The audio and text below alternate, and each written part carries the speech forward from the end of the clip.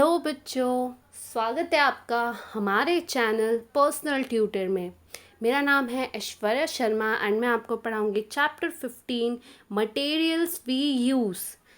Materials we use का मतलब होता है चीज़ें जिनका हम डेली बेसिस में इस्तेमाल करते हैं।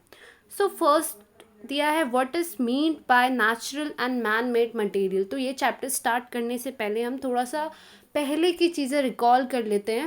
नेचुरल मटेरियल्स वो होते हैं जो हमको नेचर से मिलते हैं, जिसे हमें बनाना नहीं पड़ता।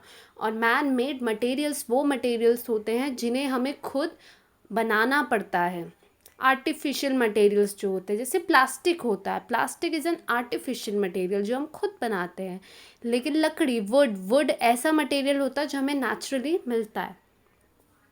Now we have learned that a new substance produced by a chemical processing of natural substances is called a man-made substance.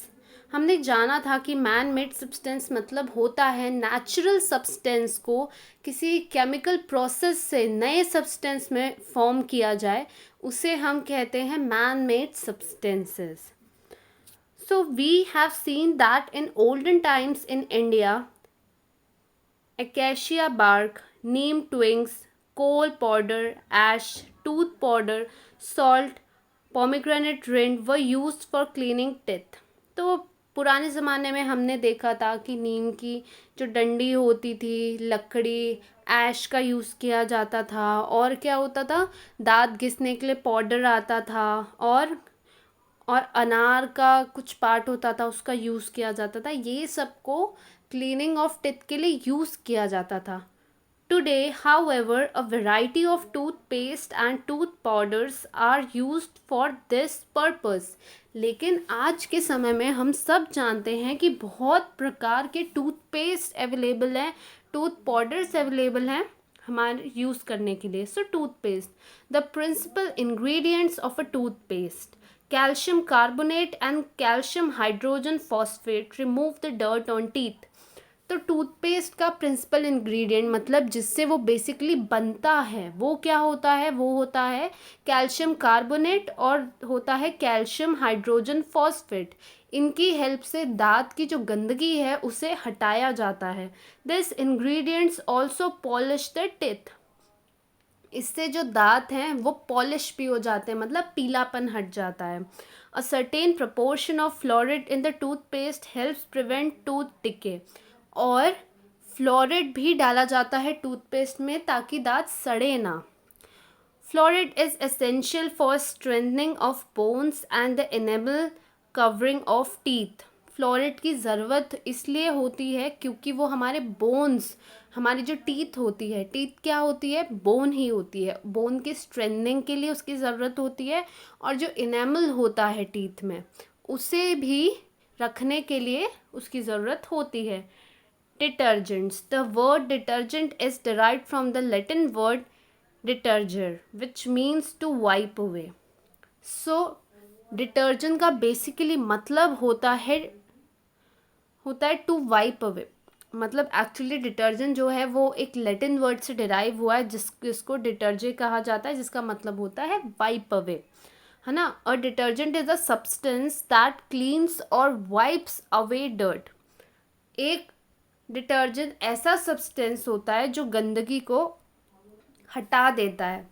Soap nut, soap pod, soap, washing soda, washing powder, liquid soap, shampoo are all detergents. और हम जो daily basis में detergents का use करते हैं वो है soap नट, रीठा जिसे कहते हैं, शिकाखाई, सोप पॉड, सोप हो गया, washing soda, washing powder, liquid soap, shampoo, ये सारे जो हम क्लीन अपनी बॉडी को क्लीन करने के लिए, अपने कपड़ों को, अपने बर्तन को, सबको क्लीन करने के लिए यूज़ करते हैं, दे आर ऑल डिटर्जेंट्स। आपको एक एक्टिविटी दी हुई है अपैरेटस में, आपको लेना है एक क्लीन ग्लास बॉटल लेनी है, पानी, ऑयल और डिटर्जेंट लेना है। प्रोसीजर क्या है कि आपको take some water in a clean glass bottle, साफ ग्लास की बॉटल में आपको पानी लेना है, add some oil to it, थोड़ा सा ऑयल उसमें ऐड कर देना है।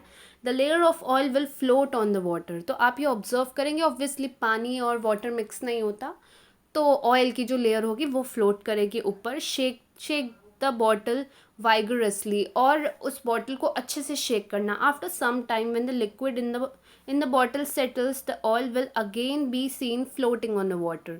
और फिर हम देखेंगे शेक करने के बाद एक बार तो ऑयल मिल जाएगा, फिर थोड़ी देर बाद ऑयल ऊपर फ्लोट करने लग जाएगा। Now add a few drops of the solution of a detergent on the above mixture, shake the bottle vigorously. You will see that the water and oil have become homogeneous and the color of the mixture appears milky. फिर आपको क्या करना है, थोड़ा सा उसमें detergent add कर देना है तो, और फिर आपको शेक करना है। तो आप क्या देखेंगे कि वाटर और ऑयल जो है वो होमोजीनियस हो जाएगा और उसका जो कलर होगा वो आपको मिल्की कलर दिखेगा। तो ऐसा क्यों हो रहा है? Why does this happen? The molecules of a detergent are long and the properties of its two ends are different. तो डिटर्जेंट का जो मॉलिक्यूल होता है वो क्या होते हैं, उनकी जो प्रॉपर्टीज़ होती है वो अलग अलग होती है। A molecule of a detergent holds on to a water molecule at one end and an oil molecule at the other end. तो यहाँ पे एक पर्टिकुलर मॉलिक्यूल ऑफ डिटर्जेंट की बात हो रही है। तो एक जो पर्टिकुलर मॉलिक्यूल होता है डिटर्जेंट का, उसके दो एंड होते हैं। पहले एंड ने वाटर मॉलिक्यूल को पकड़ लिया, दूसरे एंड ने ऑयल मॉलिक्यूल को पकड़ लिया। As a result the molecules of oil mix with the water, और इसी कारण से जो ऑयल के मॉलिक्यूल है वो पानी से मिल गए due to detergent. This is how soap acts when we wash ourselves or our soiled cloth. Our body and cloth becomes oily for various reasons such as applying gels or creams, oiling our hair, etc.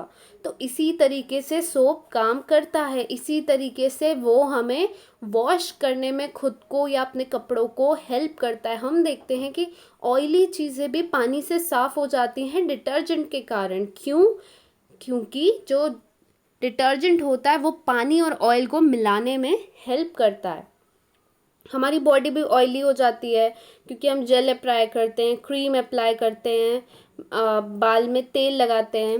The oily layer sticks fast to the criss crossing threads of the material of your cloth. और जो oily चीज़ें होती है वो हमारे cloth में जो thread होता है उसमें फट से चिपक जाती है। Soap is used for removing it. Due to the property of holding on to both oil and water, soap water spreads easily on many types of surfaces. तो सोप की हेल्प से इस ऑयल को रिमूव किया जाता है क्योंकि इसकी प्रॉपर्टी होती है कि सोप की कि ऑयल को वाटर को दोनों को होल्ड करके रख सकता है। तो सोप वाटर हर सरफेस में बहुत ईजिली फैल सकता है। The property of a substance of spreading on a surface is called surface activity and the substance is called surfactant. तो ये जो प्रॉपर्टी है किसी भी जगह में आराम से फैल जाने की, इसे हम सरफेस एक्टिविटी कहते हैं, और जिसकी ये प्रॉपर्टी होती है उसे सरफेक्टेंट कहते हैं। Detergent are surface active. One effect of surface activity is lather formation. और जो डिटर्जेंट होते हैं ये सरफेस एक्टिव होते हैं। अब देखते हैं नेचुरल डिटर्जेंट कौन से होते हैं। Soap nut, Rita, and soap pod, Shikakai, are the natural detergents in common use. They contain a chemical named saponin. तो सोप नट मतलब रीठा शिकाकाई जो होते हैं ये नेचुरल डिटर्जेंट होते हैं। इनमें एक केमिकल होता है saponin. Soap nut and soap pod do not have any harmful effect on human skin और on silk and woollen thread and cloth. और ये जो रीठा शिकाकाई होते हैं इनके कोई भी हार्मफुल इफ़ेक्ट नहीं होते हैं, चाहे हमारी स्किन पे हो या क्लॉथ्स पे हो। Man made detergents. अब लोगों के द्वारा बनाए हुए डिटर्जेंट्स कौन कौन से? तो firstly soap. Soap is a man made detergent which has been in use since ancient times. It is believed that soap was invented in the West about 2000 years ago. तो सोप एक man made detergent है, मतलब लोगों के द्वारा बनाया हुआ detergent है। ये माना जाता है कि सोप को वेस्ट में उसका इन्वेंशन हुआ था 2000 साल पहले, In those days, soap was prepared using animal fat and wood ash. Today, we come across a variety of soaps. तो उस समय क्या होता था कि सोप को जानवरों के फैट से और लकड़ी के का जो राख होता है उससे बनाया जाता था, पर आज तो हमें बहुत टाइप्स ऑफ सोप मिलते हैं. Types of soap. Hard soap is used for washing clothes. It is a sodium salt of fatty acids. Soft soap is used for bathing. It is a potassium salt of fatty acid. It does not cause irritation of the skin. तो दो type के soap होते हैं. एक होता है hard soap, दूसरा होता है सॉफ्ट सोप. अब जो हार्ड सोप होता है इसे कपड़े धोने में इसका यूज़ किया जाता है. इसमें सोडियम सॉल्ट होता है फैटी एसिड का. और जो सॉफ्ट सोप होता है इसे नहाने धोने में या ह्यूमन स्किन में बेसिकली यूज़ किया जाता है. इसमें पोटेशियम सॉल्ट होता है फैटी एसिड का और ये स्किन में इरिटेशन कॉज नहीं करता है. In the hard water of a well or a tube well, soap does not give lather but forms a scum. As a result soap loses its cleansing property. तो बच्चों होता क्या है कि जब हार्ड वाटर जैसे कि वेल का वाटर है, ट्यूब वेल का वाटर है, इसमें जब सोप का इस्तेमाल किया जाता है तो लेदर लेदर मतलब होता है झाग. उससे झाग नहीं निकलता, उससे स्कम का फॉर्मेशन हो जाता है. स्कम एक सॉलिड सब्सटेंस जैसा फॉर्म हो जाता है जब हार्ड वाटर से सोप में जो कैल्शियम रहते हैं वो रिएक्ट करते हैं तो इसका फॉर्मेशन होता है. तो इससे क्या होता है कि कपड़े धुलते नहीं हैं, उल्टा सोप की जो क्लेंजिंग प्रॉपर्टी है वही लूज़ हो जाती है. Now synthetic detergents have taken the place of a soap. There are several methods of producing these detergents. The long structural units in the synthetic detergents are obtained from raw materials which are mainly fats or kerosene. तो आजकल synthetic detergent आ रहे हैं जिन्होंने soap की जगह ले ली है. बहुत सारे मेथड्स होते हैं इन्हें बनाने के लिए. ये लॉन्ग स्ट्रक्चरल यूनिट्स होती हैं जिनसे इन्हें बनाया जाता है रॉ मटेरियल्स जैसे फैट से, केरोसिन से. Detergents are obtained by subjecting this raw materials to a variety of chemical processes. Synthetic detergents are used in many types of cosmetics. तो ये जो सिंथेटिक डिटर्जेंट्स होते हैं इनमें बहुत सारे क्या होता है, इनका जो रॉ मटेरियल होता है उसमें बहुत सारे केमिकल चेंजेस किए जाते हैं जिनसे ये सिंथेटिक डिटर्जेंट का फॉर्मेशन होता है. बहुत सारे कॉस्मेटिक्स में भी सिंथेटिक डिटर्जेंट का यूज़ होता है. Synthetic detergents can be used in hard water as well. और इसकी सबसे अच्छी बात होती है कि सोप जैसे हार्ड वाटर में काम नहीं करता, सिंथेटिक डिटर्जेंट हार्ड वाटर में भी काम करता है. Cement production. Cement is an important material in construction. Sheets, blocks, pillars and pipes are made from concrete produced from cement. तो सीमेंट किसी भी चीज़ की कंस्ट्रक्शन में बहुत इम्पॉर्टेंट होता है. आप सबको पता होगा कि चाहे घर बनाना हो, बिल्डिंग खड़ी करनी हो, कोई भी चीज़ का कंस्ट्रक्शन करना हो, सीमेंट की सबसे ज़्यादा ज़रूरत पड़ती है. शीट्स हो गए, ब्लॉक्स हो गए, पिलर्स हो गए, पाइप्स हो गए, ये सब सीमेंट से ही बनते हैं. Cement is a dry greenish grey powder with fine particles. It is made from silica, alumina, lime, iron oxide and magnesia. Cement जो होता है ड्राई कलर का ग्रीन ग्रे ड्राई होता है और ग्रीन ग्रे कलर का पाउडर होता है जिसमें फाइन पार्टिकल्स होते हैं. फाइन मतलब ऐसे होते हैं जो बिल्कुल आपके हाथ में आपको ऐसा लगेगा बिल्कुल भी पत्थर जैसा कोई हार्ड सब्सटेंस नहीं है. और ये बनते हैं सिलिका से, सैंड से, एल्युमिनियम ऑक्साइड से, लाइम से, आयरन ऑक्साइड से, मैग्नीशियम ऑक्साइड से. Portland cement is the most commonly used cement for construction work. It is made from raw material which consists of 60% lime, 25% silica and 5% alumina. तो Portland cement जो होता है basically उसी का use किया जाता है कंस्ट्रक्शन में. इसमें 60% लाइम होता है, 25% सिलिकॉन डाइऑक्साइड होता है और 5% एलुमिना होता है. The rest is iron oxide and gypsum. Portland cement gets its name from the stone quarried from the Islay of Portland in England, which has a similar texture. अब जो iron oxide और gypsum base पे मिलता है। अब ये Portland cement जो नाम आया है वो एक्चुअली इसले ऑफ पोर्टलैंड, जहाँ से इसका फॉर्मेशन हुआ था इंग्लैंड में, वहाँ से आया है। In ancient times the Romans had made cement as well as concrete. They used to make aqueous cement by mixing volcanic ash in moistened lime. पुराने ज़माने में क्या होता था, जो रोमन लोग थे वो सीमेंट तो बनाते थे, कंक्रीट भी बनाते थे। वो क्या करते थे कि वॉल्केनो की जो ऐश होती है उससे एक्वस सीमेंट बनाते थे, मतलब बिल्कुल लिक्विड फॉर्म में बनाते थे।